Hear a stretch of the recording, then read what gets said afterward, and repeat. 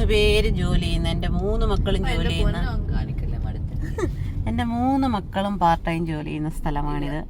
അവർക്ക് അന്നം കൊടുക്കുന്ന സ്ഥലമാണ് മക്ഡൊണാൾഡ്സ്. ഈ മക്ഡൊണാൾഡ്സിന്റെ ഇത് കാണാനില്ലല്ലോ.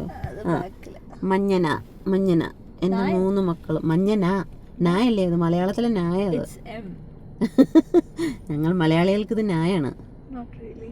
ഞങ്ങൾ എം ഇങ്ങനെയല്ല, എമ്മിന്റെ അറ്റം കൂർത്തിരിക്കും.